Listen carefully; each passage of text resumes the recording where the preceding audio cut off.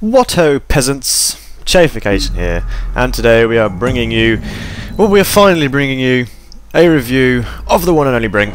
Now, Brink has been out for a couple of days now in the UK, came out on Friday for the UK, came out on last Tuesday for the US, and all that, you lucky bastards.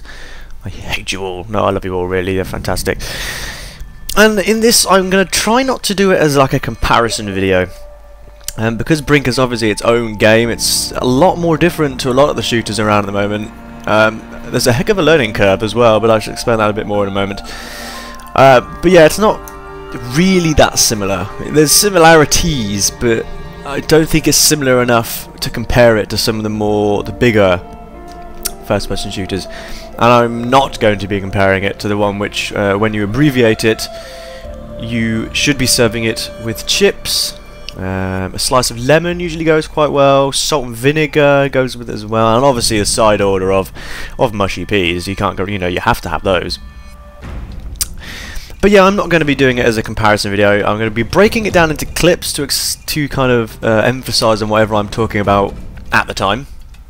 Obviously, we're going to go over all the classes. We're going to go over the movement. We're going to go over customization. You know, my overall thoughts, possible problems, you know, very good things, etc, etc, etc. So I hope you enjoy this video, and we may as well get started right now. So let's jump on in. So in Brink we have four main classes, the four which are soldier, medic, engineer and the operative. Now at the moment I'm playing as a soldier, so we're going to do a little sort of clip of all of them. Now, as a soldier, your main role is to make sure that you can dish out ammo, basically. So your kind of main role is to ensure that everyone around you has ammo, and you're very much a supporting class, I'd probably say. You keep an eye on everyone else's ammo. You can dish out all sorts of bits and bobs, really.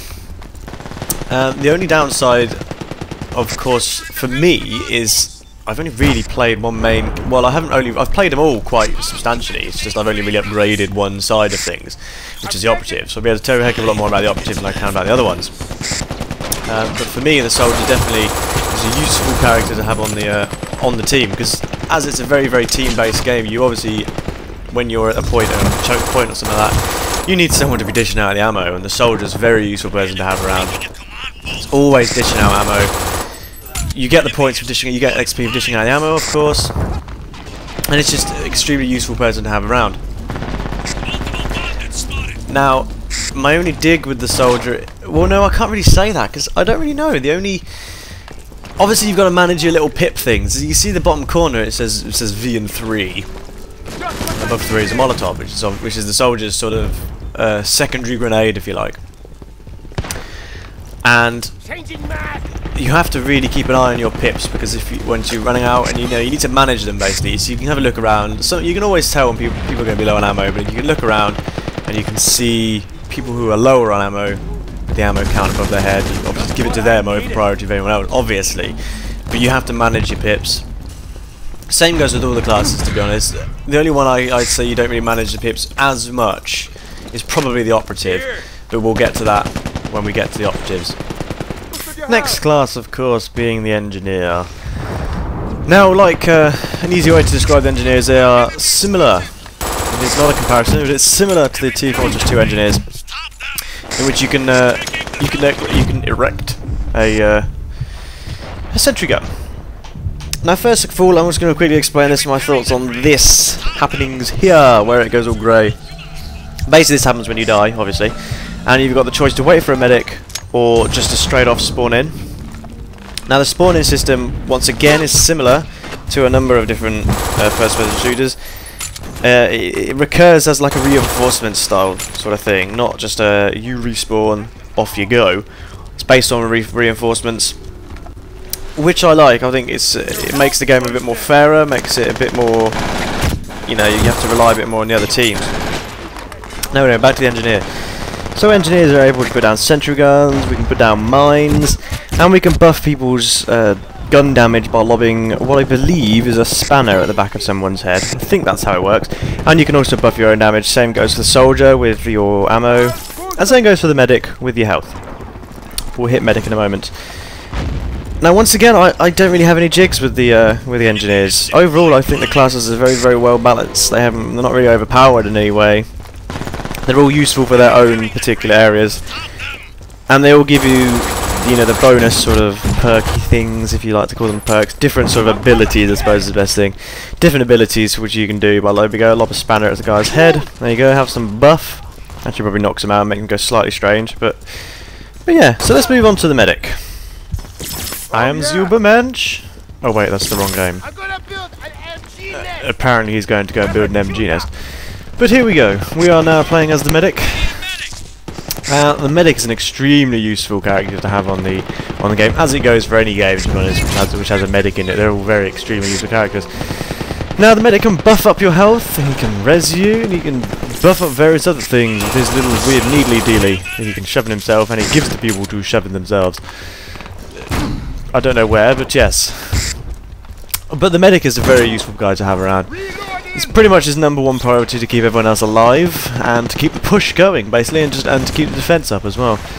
Now, he's extremely useful to have as a light body type as well, I found, simply because you can dart all over the shop. Probably medium is probably your best bet though. It's a bit more health as a medium, I should think. But the light body type is a very useful guy to have. Medic, or Point Reaper, as I like to call him as well. Because that's pretty much what they do. If you've got a medic on your team, you're going to know that he's going to be on your team. And I actually grenaded that guy there by accident. I'm sorry, mate.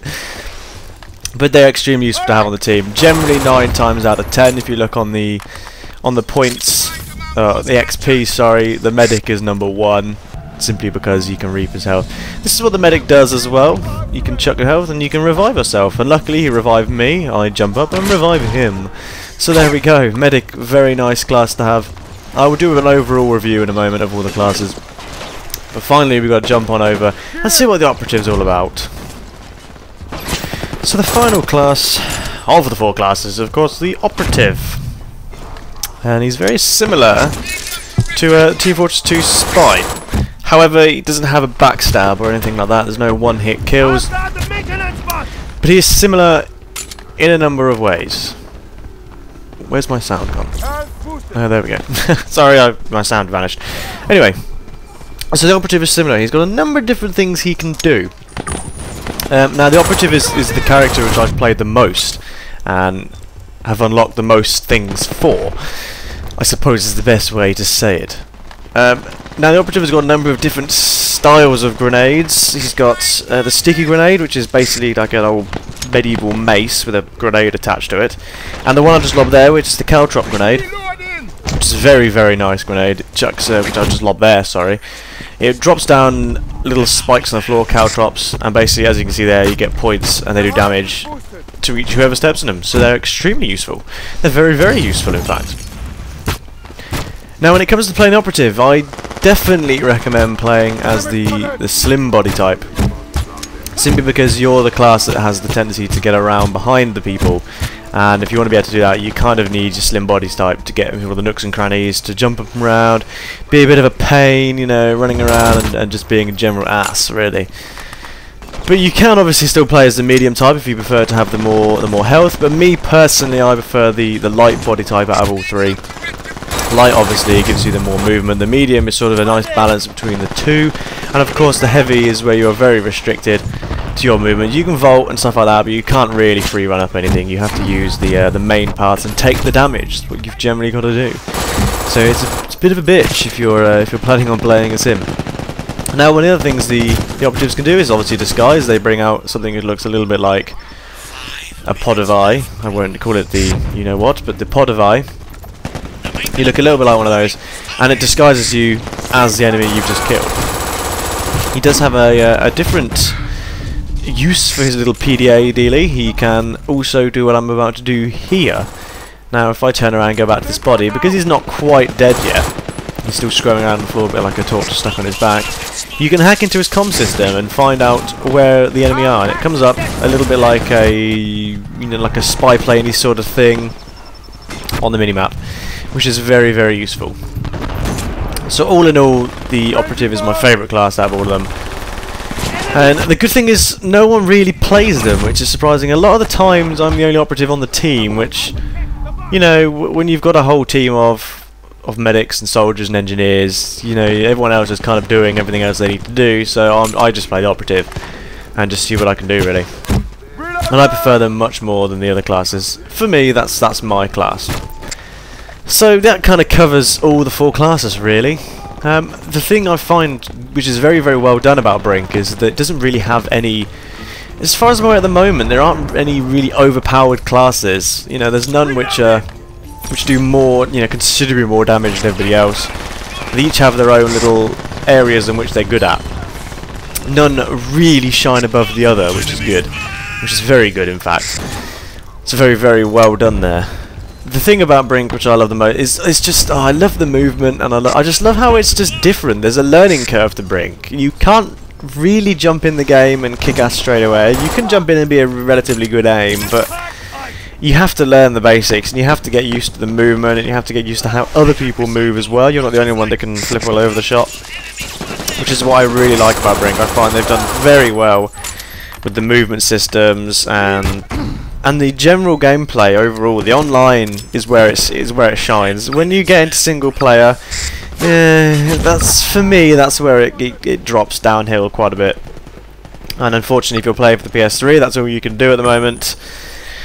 And you know, recently they have thankfully patched it now, but online was extremely laggy. But for now, for me at the moment, it seems to be okay. They seem to have fixed the majority of it, which is good. But you know, every game that comes out has its bugs, and you can't really put a game down for a few bugs. Yeah, they probably shouldn't have been there in the first place, but the gameplay is just fantastic. I love every second of this game. I think it's really good. I really can't describe how decent it is. It's a very well made shooter, and I like how it's not the conventional shooter. It's a little bit different. You know, there's other things you got to do. You've got your little wheel thing there, which is nice, which you can set yourself as little side missions to go off and do if you're, you know, depending on what you are. Sorry about this, I'm just yawning. Another thing the operative can do is also firewall your little mini side bases. I can't even remember what they're called now. Command posts, which basically makes it take them longer to get recapped. So it gives you the extra chance to get in there and do what you're doing. Now this chap here, when I ran through, I thought, I wonder what he's doing. I didn't think anything of it, and lo and behold, he was an operative. But stupidly, boom, he gets taken out by the mine, which he was trying to disarm in the first place, which he can't disarm. So yeah, screw you. So all in all, I think I've covered everything. Obviously there's the customization part as well about this game. It's very, very nice customization in this game. You can make the character your own, which is nice. It's good to have something, you know, where you can change the character. You know, you've got headgear, you've got face paint, you've got hair, you've got facial hair, you've got tops, you've got jackets, you've got pants, which in all honesty should be called trousers, because this is an English game. They are trousers, they are not pants, they're trousers. I'm not running around in underwear, pants are underwear. But anyway, sorry about that, moving on. Had a little bit of an English rant. So all in all, I give this game, I give it an 8 or a 9 out of 10, leaning more towards the 9. Yeah, it has its problems, but you know, you've got to get past the learning curve. Once you've played a good sort of 5, 6, 7 hours of the game, you start to get a grip of what's going on. You start to get a grip of where to move and how to move effectively across the map and stuff like that. So there we have it. There's the end of the gameplay. I hope you enjoyed this review. It was kind of a review, and it was a kind of like a what the hell is Brink, you know. So I hope you enjoyed, and I hope you find it useful. So, you know, bump, comment, subscribe, rate, comment, bump, subscribe, comment, rate, whatever. And if you're on the Respawn Army, please bump it up if you enjoyed it. And if you're not on the Respawn Army, head over there now, there's a link, and bump it up and join it. It's a great app. So I want to see you when I see you. I want to see you when I see you.